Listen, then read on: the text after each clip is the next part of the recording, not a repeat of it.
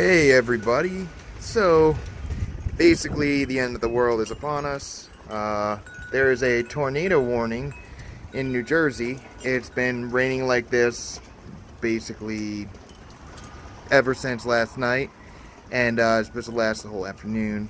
The winds died down a little bit, but it's still pretty gusty. But yeah, that's basically where I'm at in Covid19 Quarantine 2020. So hey guys, hope y'all are doing well in these trying times. I am currently on a paid furlough at home from work. Basically we have an on and off again schedule. My department basically got split in half, so half of the department is working while the other half stays home on paid leave. And it's my week to be off, so basically I'm sitting at home getting paid to do nothing and trying not to go stir crazy. I've only been home for about 2 days now, and I'm already kind of losing my mind, which is part of why I figured I would, do a little update or documentation. Like I said, there's some crazy weather going on right now in Jersey, and it kind of sucks, but I'm healthy, I'm still employed, so I can't really complain. Jasmine's happy for me to be home. She's drinking out of her bowl like a slob, but she's basically like, I don't know why you're home, but I'm super excited. So the dog has no idea what's going on. All she knows is that I am home. So yeah, that's basically all that's going on. Did want to add that I did get a new toy. Before they gave us this paid time off at work to stay home because of the quarantine, they were basically just paying us double time to come into work.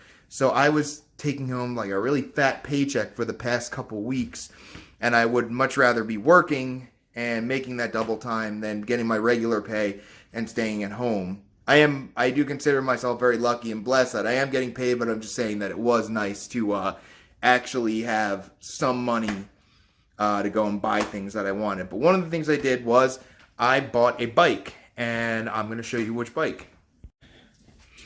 So I'm going to try and go out back without getting blown away. Jasmine, I guess you can come too. Don't get blown away. Stay right there. Alright, so moment of truth. Come on, Jess. So I bought a 2005 Kawasaki Ninja 250.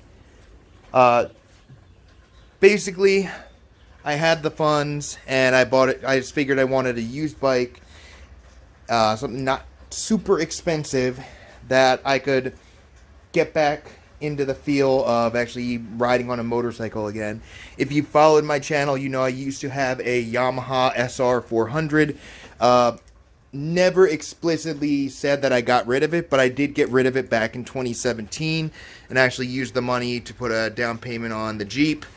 But most of it was because my ex at the time did not like me having a motorcycle, and eventually they do wear you down.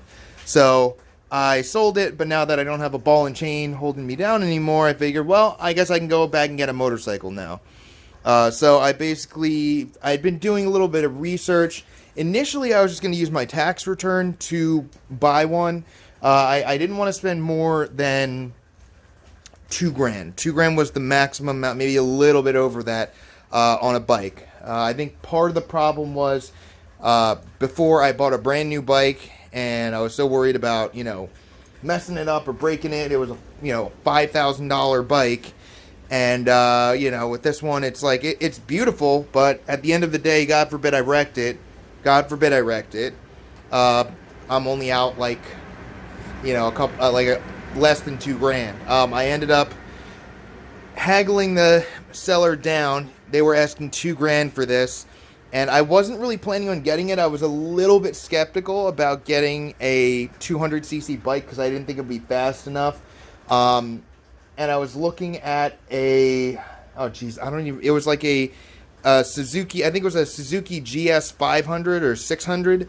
and I was going to get that, but then I had asked the seller about this initially, and then they followed up and they were like, "Are you still interested?" And I told them, "Actually, I'm looking at a different bike," and they were like, "Well, how much are they asking for it?" And I told them, and then they knocked the price down substantially.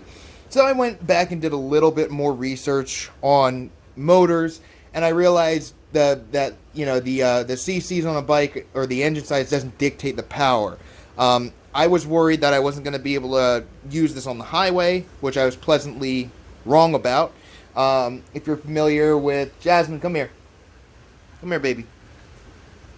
If you're familiar with sports bikes, obviously they rev pretty high, and they have a good amount of horsepower. And ironically, I guess it's not really ironic, based on my own ignorance, I didn't realize that this bike actually puts out more power than my Yamaha SR400 did.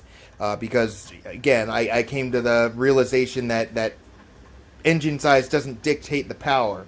I'm kind of disappointed in myself for, because I should know that from owning a boosted four-banger for a car with my Mustang, which is also out front. I didn't point that out, but if you look back, you'll see my Mustang is out front, and unfortunately I can't put her in the garage because A, she doesn't fit, and B, my motorcycle's in here. But anyway, so yeah, I said the hell with it and dropped the hammer on this bike, went out and took it for a test drive. I loved it. I always low-key wanted a sports bike ever since I was in high school.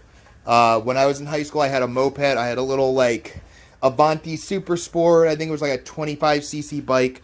And everyone was like, "Oh, it looks so cool. It looks like a retro motorcycle." And I always had a thing for the Tomos Targa or the Tomos LX, whatever they were called in the early 2000s. And they actually had more of a sports bike look to them. And I always was attracted to that look.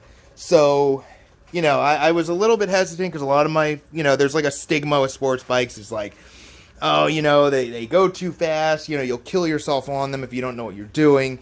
But because this Kawasaki Ninja only has a small 200cc engine, there's not that much kick, but it does get up and go very easily. I would say it's probably more tolerable on the highway than my Yamaha SR400 was. And a lot of you pointed that out in the comments, that the engine size doesn't dictate how fast it is or how well it does on the highway.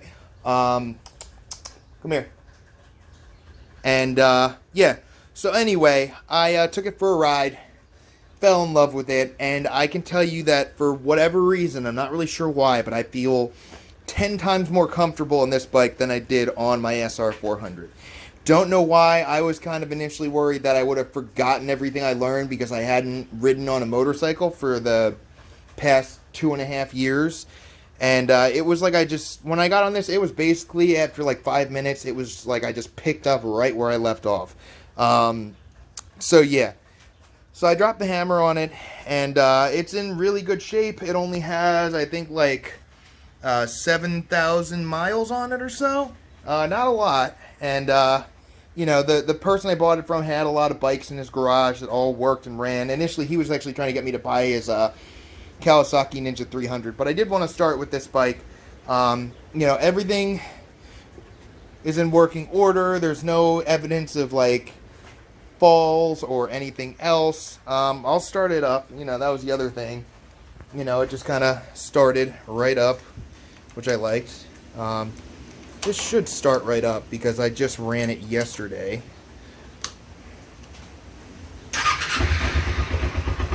So yeah, as you can see,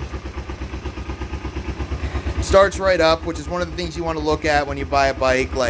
It's obviously a carbureted bike, which is a little bit different than my SR400, which was direct injected. But with a carbureted bike, it should start right up. When you go to look at it. So I asked for them to keep the engine cold for when I came to look at it. It started right up, and it's still starting right up. It shifts smoothly. The Kawasaki Ninjas are known for being pretty minimalist for a sports bike. So, there aren't too many things that can go wrong with them as long as you change the oil and just keep up with the maintenance. The owner stressed that I should lube the chain, which I did. I initially used... Now, where is it? Where did I put all my stuff? Oh, here it is. Back here. So initially, I used this in a pinch because any automotive store is closed, basically, that I could find where they had chain lube. So I picked this up at Walmart, and you know, it'll get the job done. But I also did follow up and got this off Amazon. It's I think it's all Blue Label. It's specific motorcycle chain lube. So the next time I have to lube the chain, I'm gonna hit it with that. But for now, the WD-40 protective white lithium grease will do the trick. But yeah, I'll shut her off now.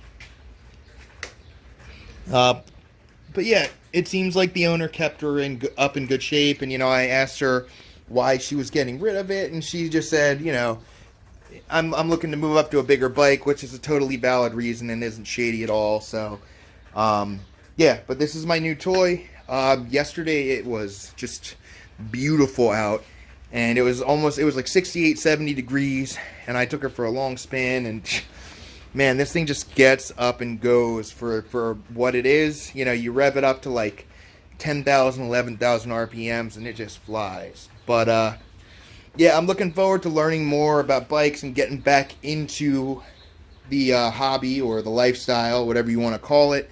But, yeah, so I just picked this up, and I'm super excited, and it lets me take social distancing to the next degree. Because whenever I feel cooped up in the house, I just kind of hop on it and go for a ride. But yeah, I mean, right now it's raining, so that's obviously not going to happen. But I have no idea when this quarantine's going to end. So until then, I mean, I'm just, again, thankful I'm healthy. Thankful, you know, I'm employed. And that, you know, my heart goes out to anyone who's struggling with this whole pandemic and the way things are right now. You know, hopefully it just kind of goes away soon. But until then, here's Jasmine. She found a stick and decided to go eat it, and I guess we'll end it right there. Till next time, stay safe, guys. Stay healthy.